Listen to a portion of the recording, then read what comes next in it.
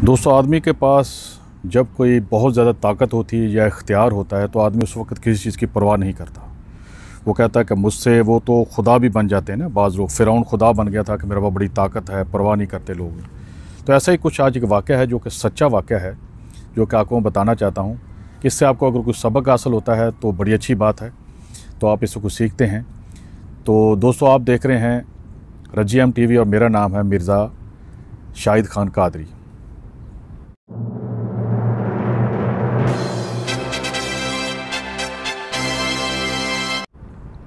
तो दोस्तों, बात कर रहा था कि कई साल पहले की बात है कि पाकिस्तान का इलाका है पंजाब। वहाँ का एक नौजवान लड़का था जिनके अल्लाह ने उसको बड़ी शक्ल अच्छी दी थी और बड़ा खूबरू नौजवान। तो जब वो जवान हुआ तकरीबन 18-20 साल का, तो कहते हैं कि उसका कोई रिश्तेदार या दोस्त था जो कि मर्चेंट नेवी में काम करता था। मर्चेंट नेवी वो होती है जो कि तजारती बहरिया जिसको बोलते हैं, यानी कि एक तो होती है ना फ़ौज होती है समुंदर के अंदर, तो एक होता है कि समुंदर के रास्ते यहाँ से माल लेके दूसरे मुल्कों में लेके जाना, कंपनियाँ बेचती हैं, तो उसको बोलते हैं मर्चेंट नेवी। तो उसमें जो है वो उसको नौकरी उस रिश्तेदार या दोस्त ने दिलवा दी जो वहाँ काम करता था।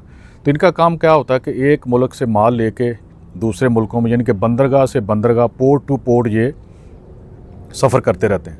तो एक दिन क्या हुआ कि उनका जहाज़ जो है वो फ़िलिपाइन जो है ये मुल्क है वहाँ जाके लगा। सॉरी, माजरत चाहता हूँ। यहाँ पे जब भी इस पार्क में आता हूँ यहाँ पे मेरे साथ मसला होता है।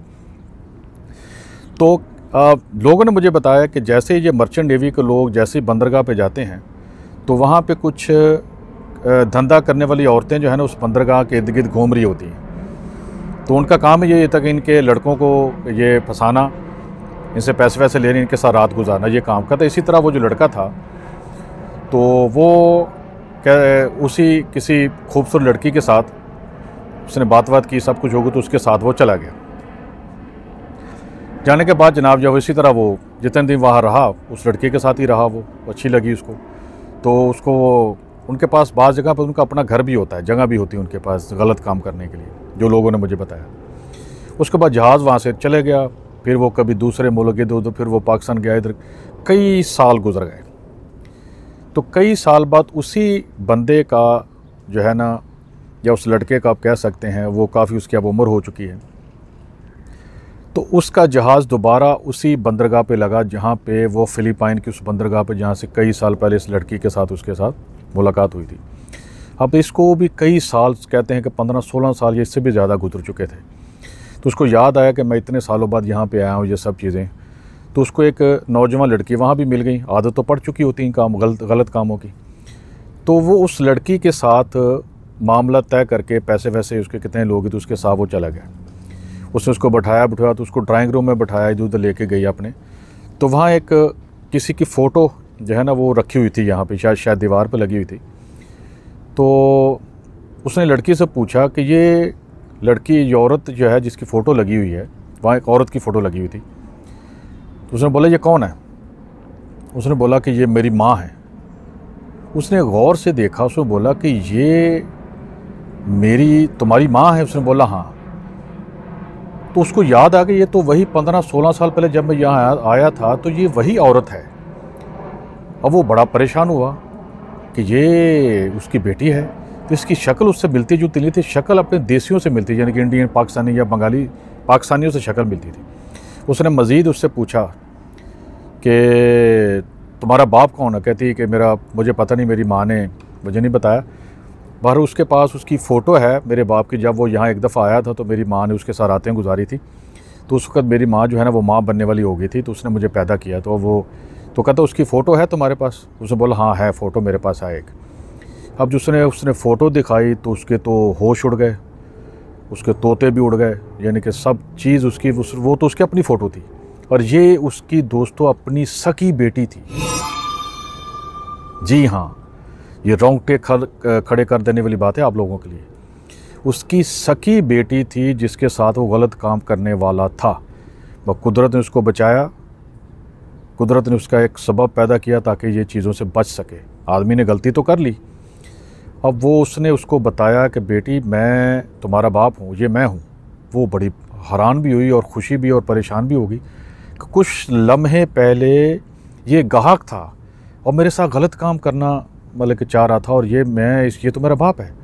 अब वो गैरतमंद था कुछ इस मामले में, थोड़ा सा आदमी से गलती हो जाती है, मगर उसने खुदा से उसी वक्त कहते हैं कि तौबा की और खुदा को बोला कि मेरी मदद फरमाए। उसने अपनी बेटी को बताया कि तुम ये काम छोड़ो, चलो मेरे साथ। खैर उसने क्या किया कि पैसे वैसे उसने काफ़ी कमाए हुए थे, घर भी अच्छा बनाया हुआ, तो उसने उस लड़की को कहते हैं कि साथ लिया, उसका वीज़ा लगवाया, पासपोर्ट बनवाया, पासपोर्ट बना के उसको फिर पाकिस्तान लेके आया। और दोस्तों जब मुझे ये कहानी सुनाई जा रही थी तो मेरी भी आंखों में आंसू आ गए। कहते हैं कि उसने फिर उस बेटी को आके उसकी शादी की अपने किसी रिश्तेदार से, और उसको फिर एक अच्छा खासा जहेज़ दिया, उसको फिर उर्दू वगैरह उसको सिखाई गई, काफ़ी पंजाबी भी। तो उसके बाद उसके जनाब ये है कि उसकी बेहतरीन शादी अच्छे घर पे हुई, और लड़की भी अच्छी खूबसूरत थी, अच्छा रिश्ता मिल गया उसको। कहता है कि उसने फिर यह है कि अल्लाह से इतनी माफ़ियाँ मांगी, इतनी माफ़ियाँ मांगी। मैंने कहा ये बड़ी अच्छी बात है। और यकीन करें दोस्तों, ये याद रखें जो उलमा कराम फरमाते हैं कि जो बंदा कितना भी बुरा हो, अल्लाह ताला उससे नाराज़ तो होता है उसके गलत कामों से, मगर अल्लाह ताला उसको तौबा की तौफीक दे दे, यानी कि उसको मौका मिल जाए माफ़ी मांगने का, तो यकीन करें अल्लाह का उसके ऊपर बड़ा एहसान है, और इसको कभी इस मौके को गंवाना नहीं है। आपने कोई भी गलती की है, माँ बाप का दिल दुखाया है, हमसायों का, दोस्तों का, बीवी बच्चों का, सबका जिसका भी है, तो अल्लाह ताला आपकी मदद ज़रूर करेगा। ये आप बात जहन में रख लें, ठीक है। अगर आपसे कुछ हो गया, परेशान नहीं होना, बस वापस आए उस काम पे, तो अल्लाह ताला को रास्ता बना देगा। और यही रास्ता उस बंदे के लिए बन गया, तो अल्लाह ताला ने उसको बचा लिया। उसने फिर सारी उम्र, अब वो उस बंदे ने फिर मुझे उसकी तस्वीरें दिखाई जो कि मैं यहाँ दिखा नहीं सकता। और फिर उसके बाद देखें कि खुदा का करना ऐसा हुआ कि वो तौबा करते करते दुनिया से चला गया वो बंदा। अब वो इस दुनिया में नहीं है, वो बेचारा आदमी। उसकी कब्र की उसने मुझे तस्वीरें दिखाई, फ़ोटो दिखाई, जो कि मुझे वो बातें कर रहे थे, पूरा एक माहौल बन गया था। हम सब लोगों की आंखों में आंसू आ गए थे, मैं भी रोना शुरू हो गया था कि इतनी दर्दनाक कहानी। मैं तो खैर आपको शॉर्ट करके सुना रहा हूँ ताकि लंबी वीडियो ना हो जाए। तो मतलब ये कहने का मकसद ये है कि दोस्तों कि छोटी सी ज़िंदगी है, कोई भी काम करने से पहले आप देख लें कि उस वक़्त बंदे पे जवानी है, टाइम होता है, वक़्त होता है, बंदा परवाह नहीं करता, पर बाद में फिर जो है ये हालात का सामना भी आदमी को करना पड़ जाता है। वो कहते हैं कि हाथों की जो गुंजलें हैं वो दांतों से खोलनी पड़ती है किसी वक़्त। तो दोस्तों ये छोटी सी एक कहानी थी, अगर आपको अच्छी लगे इसको लाइक कीजिएगा और सब्सक्राइब भी कीजिएगा, और इंशाल्लाह फिर मिलते हैं दूसरी किसी सच्ची कहानी में, मिलते हैं आपको दूसरी वीडियो में। तो दोस्तों इंशाल्लाह अस्सलाम वालेकुम और 10वीं दानिया।